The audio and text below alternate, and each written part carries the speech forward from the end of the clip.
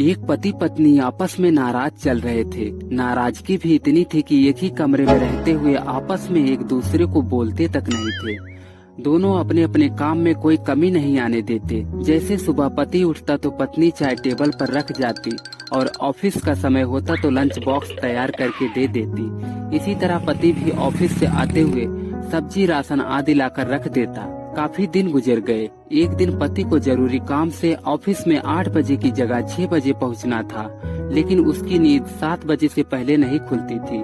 रात को सोने के समय पति को विचार आया कि मुझे सुबह 5 बजे कौन उठाएगा। पति के दिमाग में एक उपाय आया। वह एक पर्ची अपनी पत्नी के नाम लिखने लगा।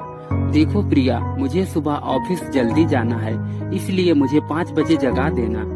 इस तरह पर्ची लिखकर वह अपनी पत्नी के बेड पर रख आया और बेफिक्र होकर सो गया। पत्नी पर्चा उठाकर पढ़ी और कुछ सोचा और वह भी सो गई। सुबह पति की नींद खुली तो उसने उठकर घड़ी की तरफ देखा। घड़ी में 7 बज रहे थे। फिर उसकी निगाह तकिए पर गई तो वहाँ एक पर्ची रखी थी और उस पर लिखा था, जी उठ जाओ, सुबह के 5 बज गए हैं।